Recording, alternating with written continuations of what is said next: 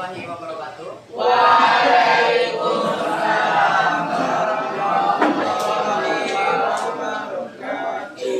Bagaimana kabarnya hari ini? Alhamdulillah, luar biasa.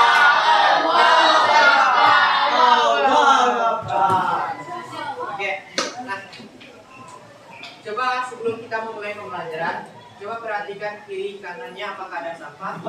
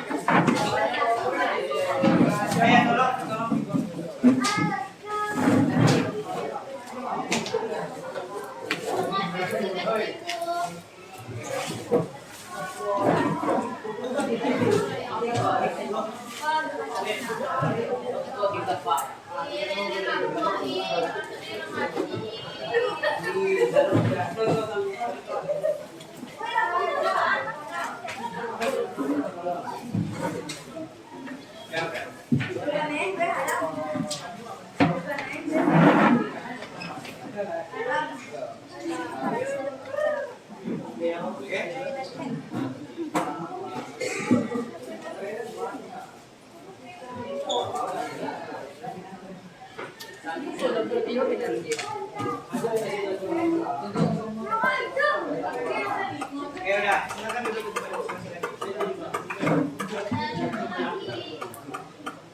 Oke, udah siap semua untuk belajar? Siap, Pak. Sebelum pembelajaran kita mulai, kita ambil nota kehadiran dulu ya. Siap.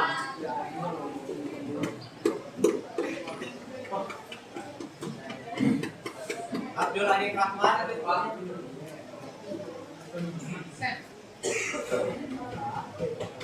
Eva, Afifah Pianova, Sakit, Afia Diana, Adiana Win, Adiana Fianti, Atika Kinova, Azura Kairani, Asgar Azir, Nafa, Dea, Elva, Diva, Fares, Tauzia, Tika, Gaziza, Dea,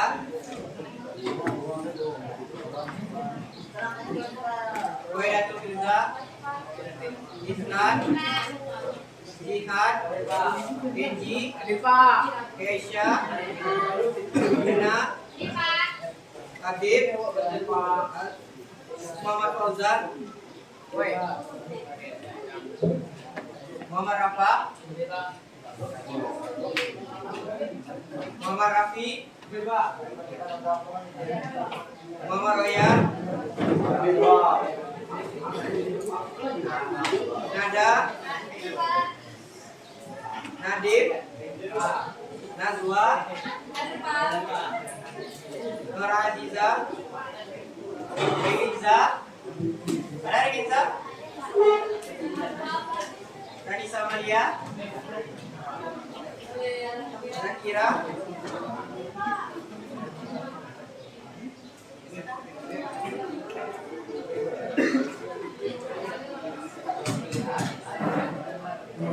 Oke. Jadi materi kita selanjutnya yaitu tentang revolusi Tiongkok. Kemarin kan kita sudah membahas tentang revolusi Rusia.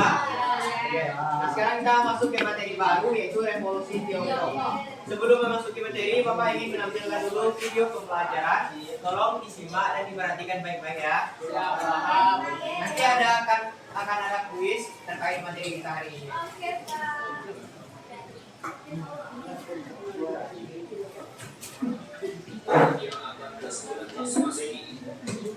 Nasionalisme dan demokrasi mulai masuk ke kawasan Asia. Atmosfer yang ada kelompok sosial dan politik negara Asia termasuk China.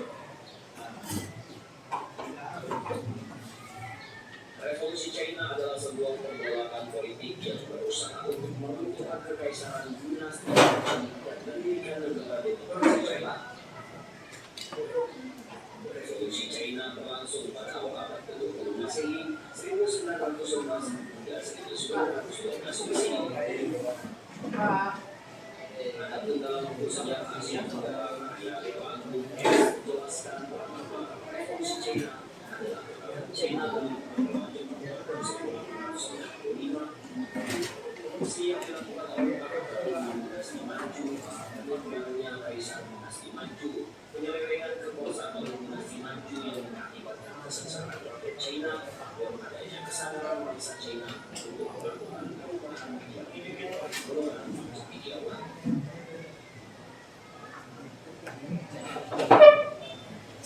Pada awal abad ke-20 Masehi muncul organisasi-organisasi yang bercita-cita untuk melakukan revolusi dengan memperlukan kekuasaan dinasti Manchu.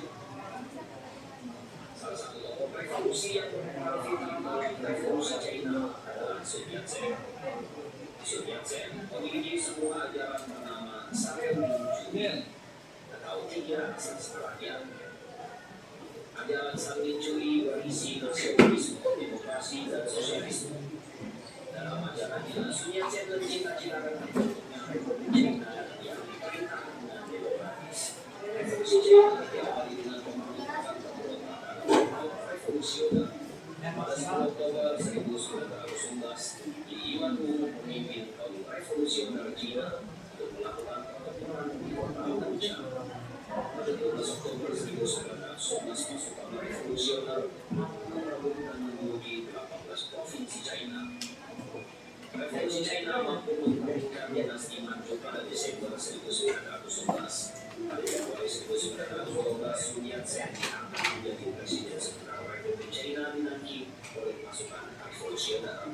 Dinasti Manchu secara resmi menyerahkan kedaulatan pada bangsa China. Pada 12 Februari 1912, Sun Yat-sen mengundurkan diri sebagai presiden sementara dan digantikan oleh Yuan Shikai. Pada 15 Februari 1912.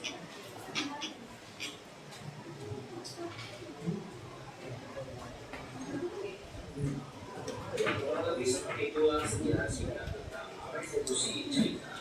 Dan hari ini bagaimana menurut kalian, Joy?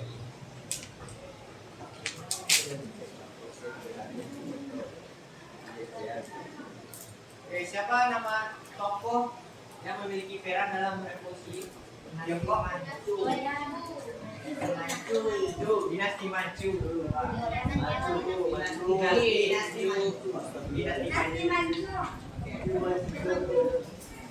Ada terdengar tadi siapa nama tokoh revolusinya yang memimpin revolusi? Gak kedengaran Pak. Karena suaranya biasa memang suara yang kurang terdengar.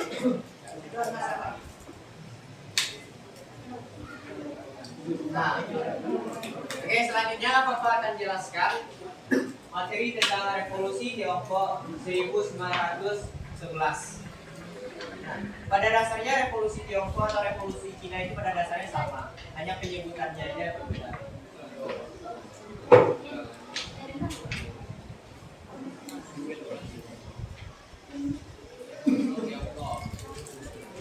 Oke, jadi ada 3 tujuan pembelajaran kita pada hari ini. Yang pertama yaitu memahami latar belakang dan penyebab revolusi Tiongkok. Yang kedua, mengidentifikasi peran tokoh utama dan peranannya. Nah, ini nama tokohnya Sun Yat-sen, tokoh utama dalam revolusi Tiongkok tersebut. Lalu yang ketiga, ada menganalisis dampak revolusi Tiongkok dan bagaimana dampaknya terhadap wilayah Asia termasuk Indonesia nantinya. Nah, kita masuk dulu satu persatu kita bahas, yaitu di bagian latar belakang peristiwa. Nah, apa latar belakang yang menjadi latar belakangi terjadinya peristiwa revolusi Tiongkok tersebut? Yang pertama yaitu dipengaruhi oleh krisis internal dan tekanan asing. Nah, jadi pada saat itu terjadi yang namanya perang candu pertama dan perang candu kedua. Nah, perang candu ini apa? Candu itu sama dengan opium. Tahu opium? Opium itu bahan dasarnya narkotika. Nah, jadi pada saat itu Inggris itu menyeludupkan atau memasukkan opium tersebut ke Tiongkok. Nah, oleh karena itu menjadikan rakyat atau pemerintahan pada saat itu namanya dinasti Qing atau dinasti Manchu itu melakukan perlawanan terhadap Inggris. Nah, lalu selain itu dinasti Qing juga melakukan yang namanya praktek korupsi, birokrasi yang tidak efisien serta legitimasi yang merosot. Nah, lalu yang keempat yaitu perjanjian timpang. Nah, perjanjian timpang ini maksudnya ada ketimpangan dalam perjanjian tersebut. Nah, contoh perjanjiannya yaitu perjanjian Nanjing pada tahun 1842. Yang mana dalam isi perjanjian tersebut itu sangat merugikan Tiongkok. Makanya dinamakan perjanjian timpang karena dia nggak ideal, nggak seimbang. Dia berat sebelah lah istilahnya. Yang mana perjanjian tersebut membuat kerugian ekonomi yang besar terhadap Tiongkok. Nah, jadi rakyat ingin menuntut kembali yang namanya perubahan sistem pemerintahan. Nah, tidak hanya lagi pada sistem kerajaan aja, tapi juga masuk kepada sistem bentuk yang lain, yaitu sistem republik. Nah, dinasti Qing seperti yang Bapak jelaskan tadi, dinasti Qing bukan keturunan dinasti Han Tiongkok. Jadi mereka orang-orang suku Manchu yang datang dari timur lautnya Cina. Nah, ini yang paling berpengaruh ya. Nama tokohnya Sun Yat-sen. Dia mengenalkan gagasan kenegaraan baru, yaitu 3 prinsip rakyat. Atau dijelaskan dalam video tadi, yaitu San Min Chu. Artinya 3 pilar atau 3 prinsip rakyat. Yang pertama yaitu nasionalisme, demokrasi, dan kesejahteraan rakyat. Nah, kesejahteraan rakyat ini sama dengan sosialisme.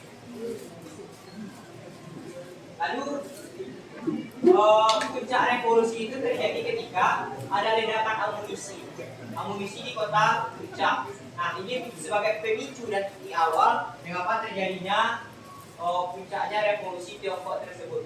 Serta dari sinilah awalnya berdirinya Republik Tiongkok seperti yang kita kenal sekarang ini.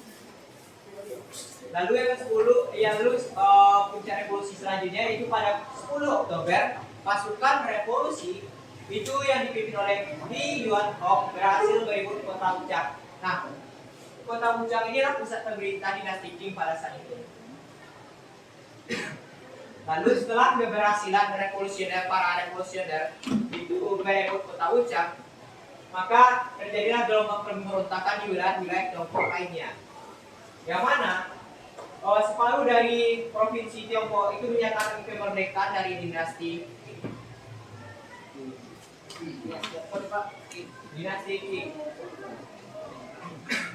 Selanjutnya kita masuk ke pendirian Republik. Nah, ini menjadi titik akhirnya. Nah, pada 29 Desember 1911, Sun Yat-sen itu kembali dari pengasingan. Nah, dia ditunjuk sebagai presiden sementara Republik Tiongkok di Nanjing. Nah, jadi Sun Yat-sen inilah yang menjadi presiden Tiongkok pertama. Dia juga dikenal sebagai Bapak Revolusi Tiongkok. Nah, setelah itu terjadi negosiasi kekuasaan yang mana Sun Yat-sen bersedia mundur untuk mencegah terjadinya perang yang lebih besar. Lalu dengan syarat apa? Syaratnya Kaisar Puyi, yaitu pemimpin terakhir dinasti Qing itu harus turun takhta dan republik harus diakui. Bentuk pemerintahan republik itu harus diakui. Nah, pada 12 Februari 1912, Kaisar Puyi melakukan dekret Empress Dr. Long Yu, yang mana dia itu resmi turun takhta dari pemerintahan dinasti Qing. Nah, disinilah akhir dari masa revolusi Tiongkok dan berakhirnya dinasti yang selama ini memerintah kekaisaran Tiongkok. Selanjutnya pada 10 Maret 1912, Sun Yat-sen menyerahkan jabatannya ke presiden kepada Yuan Shikai. Nah, Yuan Shikai ini merupakan jenderal pada masa dinasti Qing. Akan tetapi dia beralih mendukung para para rakyat yang melakukan revolusioner terhadap pemerintahan dinasti Qing. Lanjut, nah selanjutnya kita akan bahas tokoh Yun Yat-sen dan bagaimana peranannya dalam revolusi Tiongkok. Nah, dia disebut sebagai bapak revolusi Tiongkok karena dia yang menggagas terjadinya revolusi Tiongkok tersebut. Lalu dia merumuskan San Min Chu, yaitu 3 prinsip rakyat: nasionalisme, demokrasi, dan kesejahteraan, atau yang dikatakan dengan sosialisme. Lalu dia mendirikan namanya partai atau organisasi yang bernama Tong Meng Kyu, yaitu organisasi revolusioner pada masa revolusi. Lalu dan pernah menjadi presiden sementara pada tahun 1912. Lanjut, dia menanamkan kesadaran akan pentingnya persatuan nasional dan pendidikan serta reformasi sosial. Siapa sampai Evan? Hah? Fares? Silakan. Habib.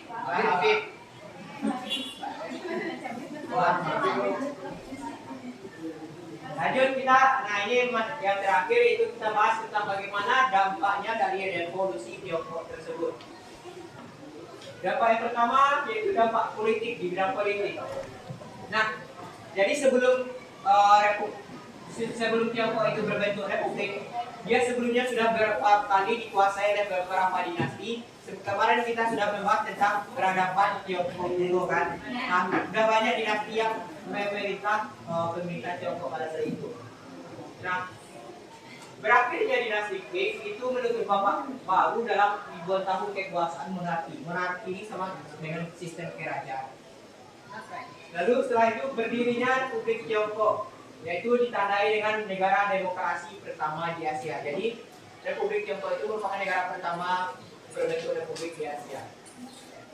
Selanjutnya munculnya partai politik, yaitu melahirkan Kuomintang. Nah, Kuomintang ini merupakan partai nasionalis Tiongkok.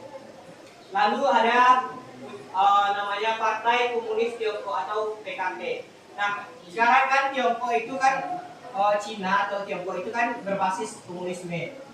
Nah, akan tetapi pada saat sekarang ini, jika kita lihat Cina sekarang ini, dia tidak hanya berfokus pada ideologi komunisme lagi, tapi juga beralih kepada sistem kapitalisme. Kita bisa lihat yang mana Cina itu merupakan negara dengan ekonomi terbesar kedua di dunia setelah Amerika Serikat. Jadi dia bisa dikatakan separuh komunisme, separuh lagi kapitalisme. Lalu dampak yang selanjutnya itu memperkuat perlawanan terhadap imperialisme. Nah, jadi yang namanya sistem komunisme itu dia sangat menentang yang namanya imperialisme, penjajahan. Ada yang tahu apa yang dimaksud dengan imperialisme? Kan ada istilah kolonialisme dan imperialisme. Kalau kolonialisme itu kan berfokus pada jajahan terhadap wilayah tertentu. Nah, sedangkan imperialisme itu dia penjajahannya itu dalam skala kompleks, tidak hanya penjajahan terhadap satu wilayah, tetapi juga menjajah secara ekonomi, politik, budaya. Jadi dia kompleks penjajahannya. Nah, ini dampak internasionalnya, termasuk pada Indonesia, yaitu sebagai inspirasi munculnya nasionalisme.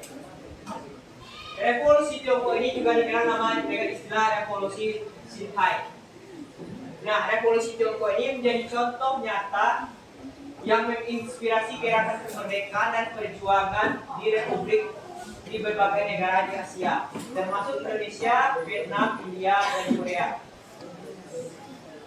Oke, selanjutnya, sudah berakhir. Sekarang kita masuk ke sesi diskusi dan tanya jawab. Nah, sepanjang Bapak jelaskan tadi, apakah ada yang mau bertanya? Jika ada yang tidak paham, silakan untuk bertanya.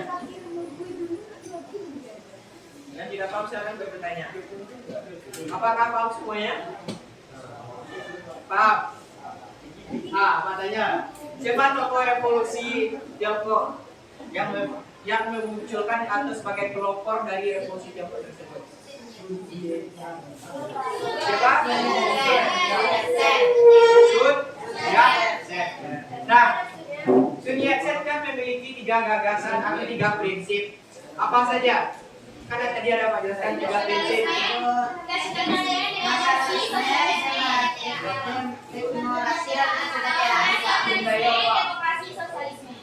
Nasionalisme, demokrasi, dan kesejahteraan rakyat atau sosialisme.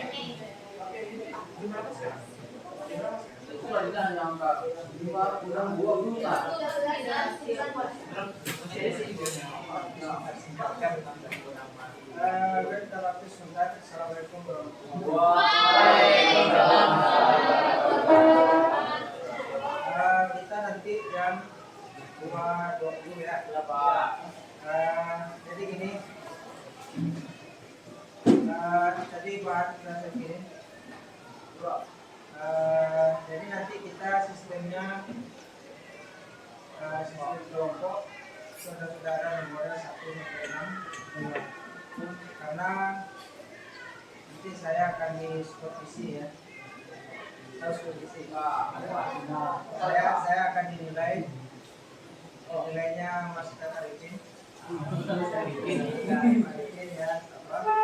jadi nanti mohon kerjasamanya. Nah, karena dari segi materi kan sudah kita sampaikan itu.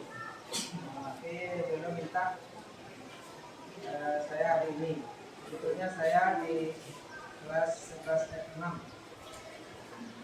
Ini bulan yang lalu sebenarnya. Maka nanti sama ya. Jadi itu ya. Kita informasi supaya jangan nanti ada raket ya. Kalau ulang materinya. Ya, karena materi kita ada supaya. Oke, itu saja barangkali. Assalamualaikum.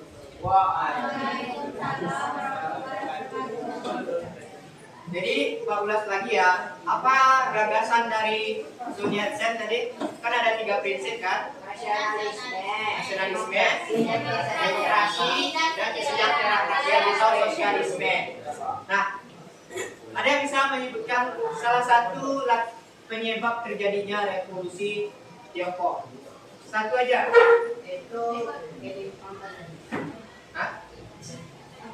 Tadi kan ada perang yang menyebabkan krisis ekonomi di Tiongkok. Perang apa namanya?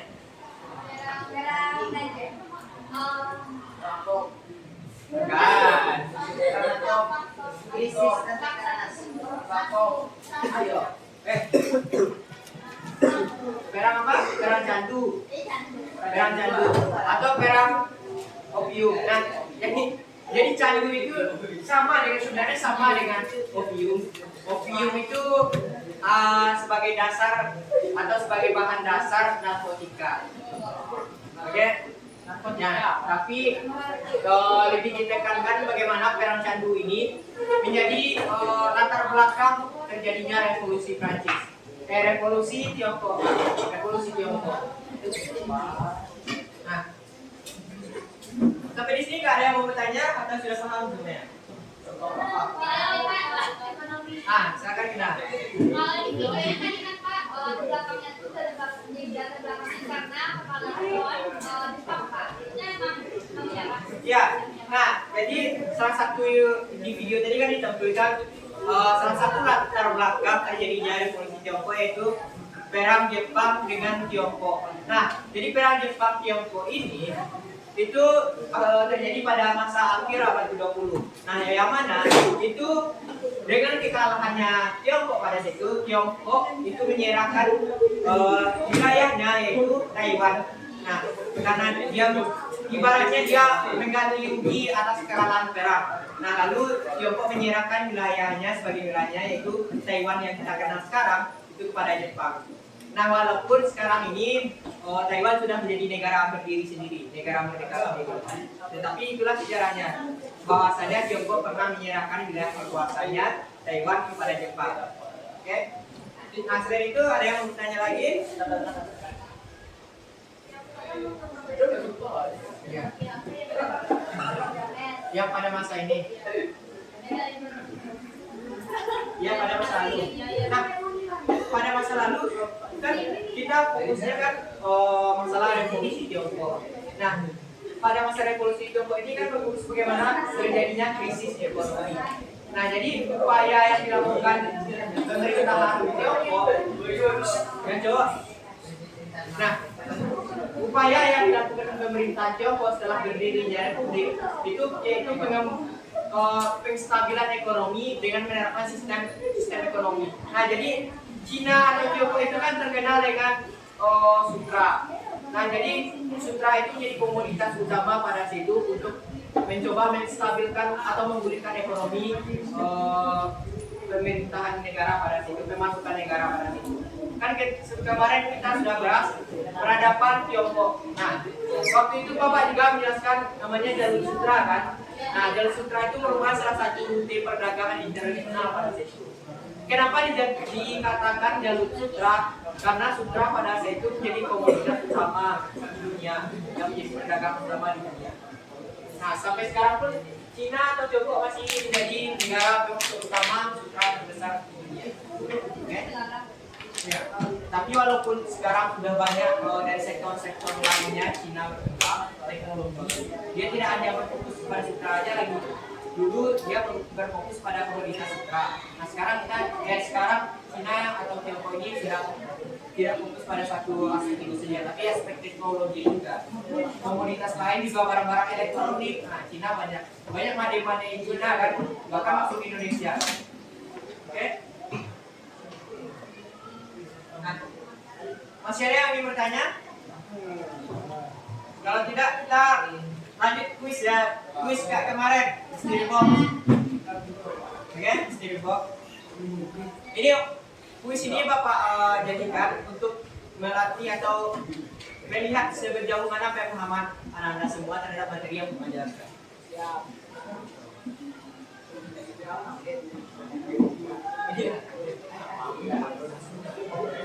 Tapi Bapak ini apa kan?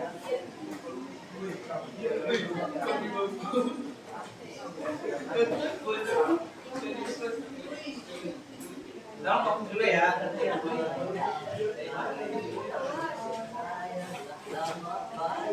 Di sampingnya bisa siapa? Fauzia?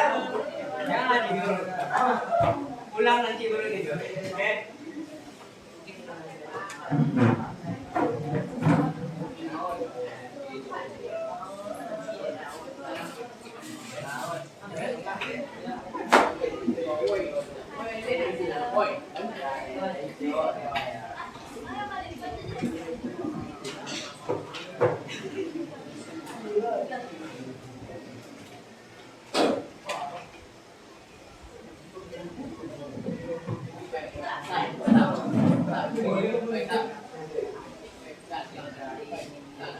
Nanti siapa yang tahu, tolong cuci tangan nanti ya.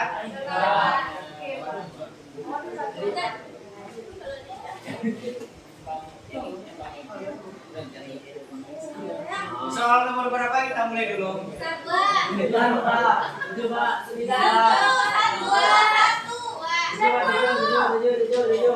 Biasanya orang suka angka 7. Definisi angka keberuntungan. 7.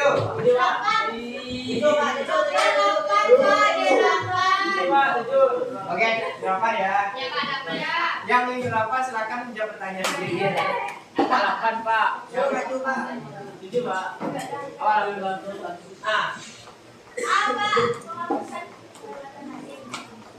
Apa? Yakin A?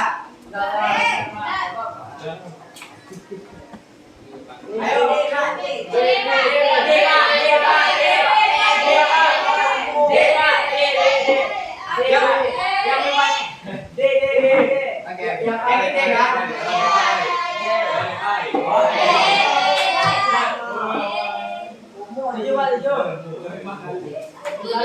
Yang kalau memperhatikan bagian nampak, slide bagian nampak tadi pasti paham, pasti tahu jawabannya.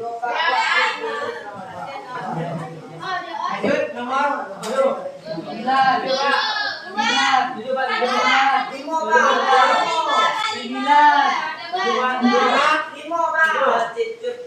Pak.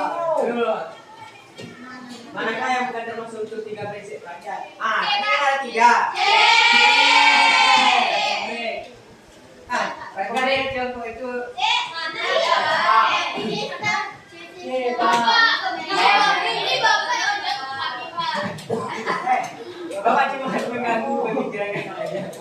D.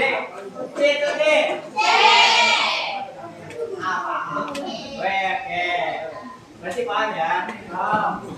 Ini kan suara masih muda. 1 Pak.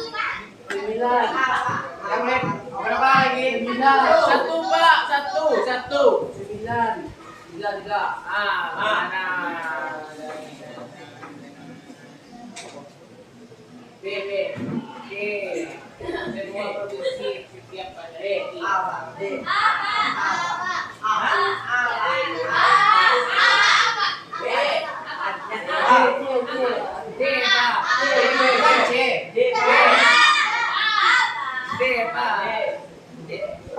Oke. Berarti kalian menyimak ya. Oke.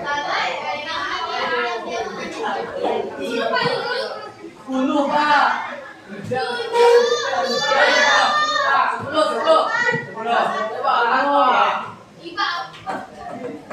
Bentuk pemerintahan yang didirikan sekira setelah D. Siapa yang bilang A? Pak, Habib. D, Pak.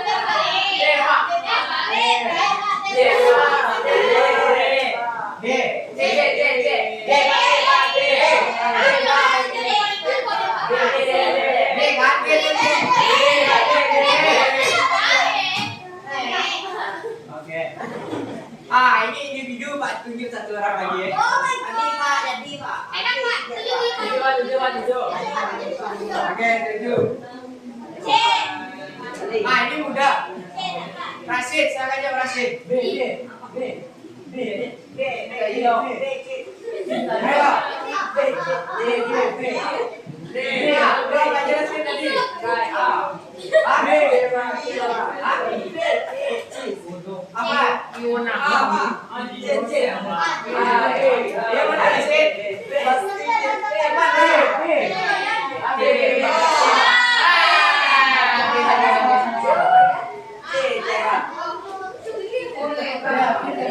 Ulang lagi dari awal, dari jawab tadi. Turun. Berarti Bikin 2, 3, 4. Oke, berarti ada 6 ya.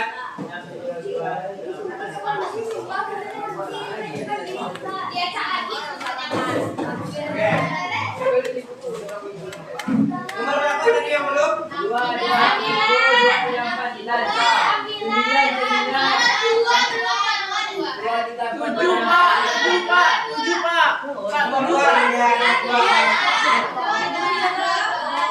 7 Pak. Nah, ini. Allah di Pak. Nah, oke kita jawab ya sebagai penguatan.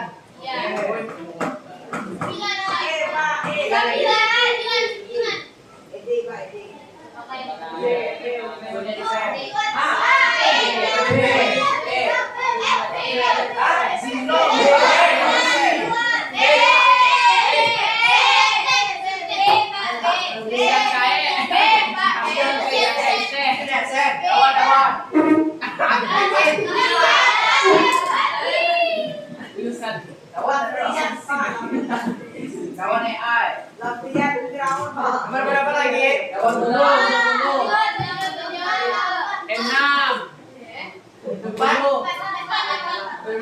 Nomor ini dari bukan? 6. Oke. Nah, Pak tunjuk ya, tolong jawab dulu. Udah ya? Apa yang jawabannya? Komunis. Demokrasi publik. Nomor berapa yang belum tadi? Nomor 5 apa? Nomor 8. Nomor 5 apa? Nomor 5. Apa jawabannya? Sehat.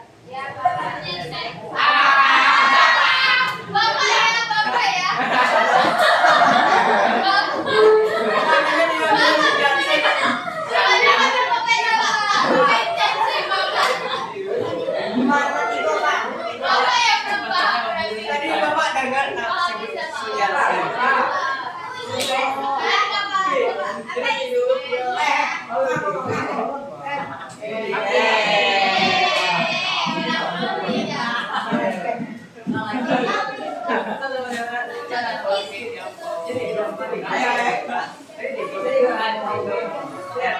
Tapi dari itu. Ibu tak berada di tahu. Nah, tadi ada. Siapa yang ingat angkanya? A atau C? Yakin A?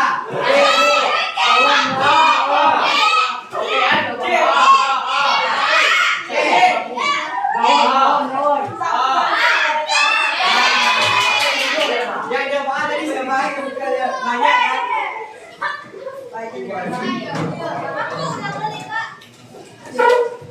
Apa berapa lagi?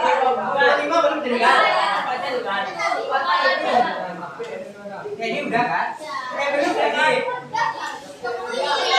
Ini yang salah tadi, ini yang salah.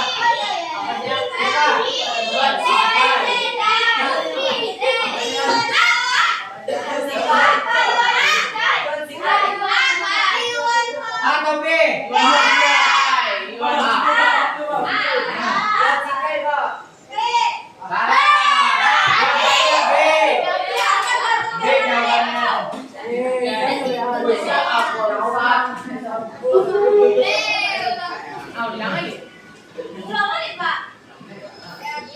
Salah satu dia bilang lagi.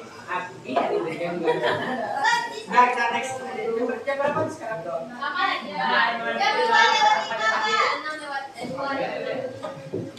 Jam 14.26. Oke. Udah belum bunyi berat?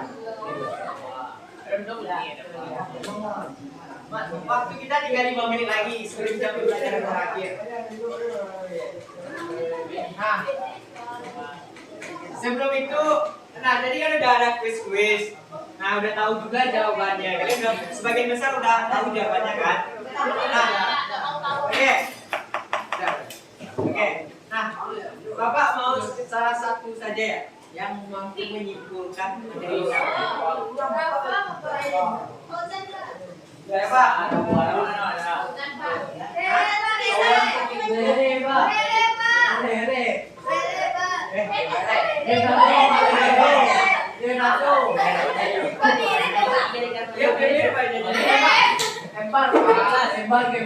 Tidak bisa kan?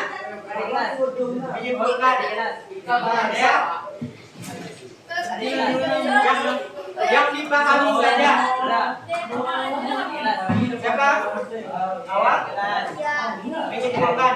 Yang dipahami saja tadi kan sudah Pak jelaskan dan sudah ada kuis juga. Pasti sudah paham ada yang dipahami.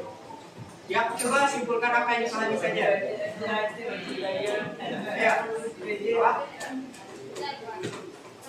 Tidak, Pak.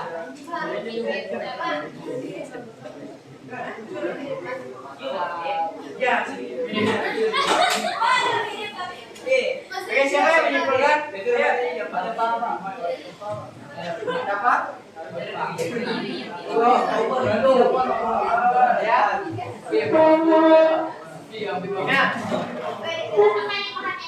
Ya, yang pahami aja. Tolong simak ya.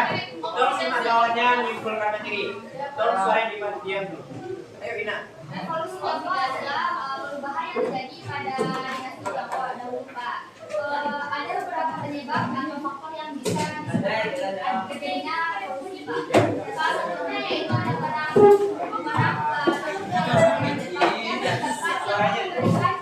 wilayahnya kepada Jepang, Pak. Habis itu sebabnya pemahaman atau ideologi seperti nasionalisme, kesejahteraan rakyat, dan juga demokrasi. Udah. Tokoh yang menyebabkan revolusi adalah Sun Yat-sen. Sun Yat-sen. Ya. Nah, yang lagi. Apa lagi? Apa? Oke. Tahu mendengar tadi kan apa yang disimpulkan oleh Dina? Mendengarkan apa yang disimpulkan oleh Dina? Siapa yang bisa mengulas kembali? Ayo, karena bisa. Oke, Pak simpulkan ya. Jadi, nah, revolusi Tiongkok ini menjadi titik balik. Tolong simak ke depan dulu. Nah, revolusi Tiongkok ini menjadi titik balik berakhirnya masa pemerintahan dalam bentuk monarki. Yang mana Tiongkok sebelumnya ribuan tahun itu dikuasai oleh dinasti. Dinasti itu silih berganti. Mulai dinasti Han, Ming, dan yang terakhir ini Qing. Nah, dinasti Qing ini bukan satu-satunya dinasti yang bukan keturunan dari Tiongkok. Dia berasal dari Cina, Laut Cina bagian timur. Oke? Nah, bergantinya sistem atau bentuk pemerintahan Tiongkok yang dulunya monarki atau bentuk kerajaan berubah menjadi bentuk republik. Nah, salah satu tokoh yang menggagas terbentuknya pemerintahan baru dalam pemerintahan Tiongkok ini yaitu namanya Sun Yat-sen. Sun Yat-sen dengan gagasannya 3 prinsip yaitu nasionalisme, demokrasi, dan kesejahteraan rakyat. Oke? Nah, selanjutnya karena waktu kita hampir mau berakhir, Bapak mau ketua kelas untuk mempersiapkan persiapan untuk akhir pembelajaran.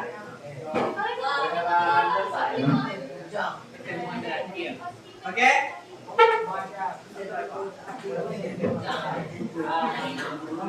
Siap. Oke.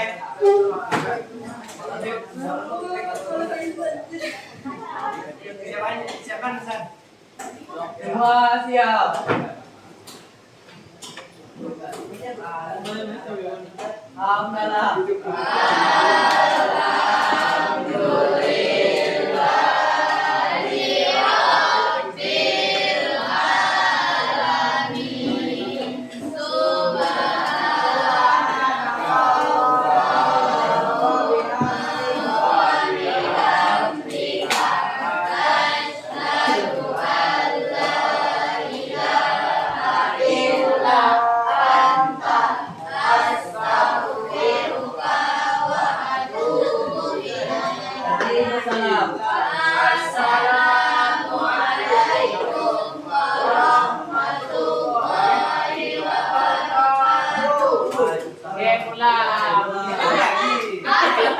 Bapak mau menyampaikan informasi apa?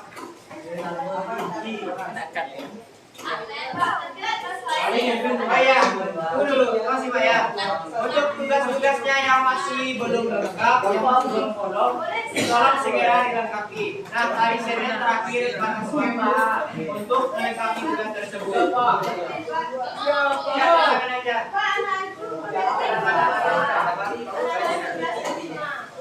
Ya udah, lanjut di video.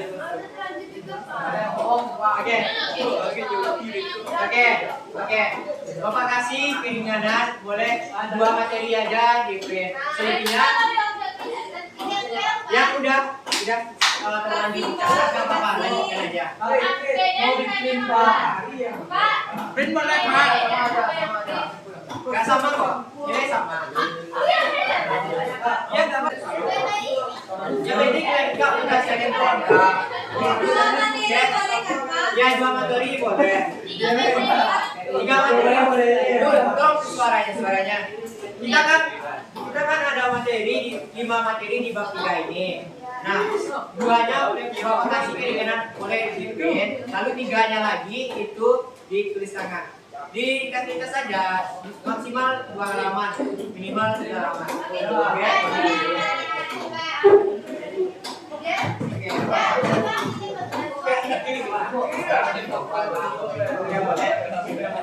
Nah, kita kan ujian tanggal 26 November kan? Nah, nanti sebelum ujian, Bapak usahakan untuk mengirim kisi-kisi yang akan dijadikan soal ujian semester. Oke?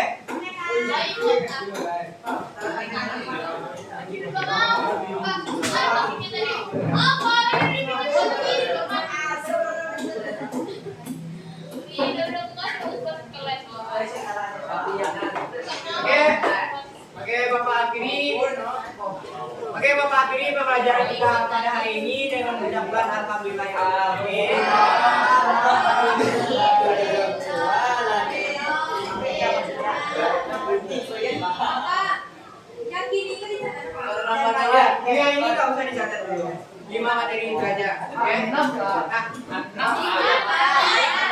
materi observasi sampai materi resolusi usia. Oke. Sampai materi usia ya. Ingat 5 materi. Awal. 5 materi. Oke. Oke, Bapak Kiri, wabillahi taufiq wal hidayah. Assalamualaikum warahmatullahi wabarakatuh. Waalaikumsalam.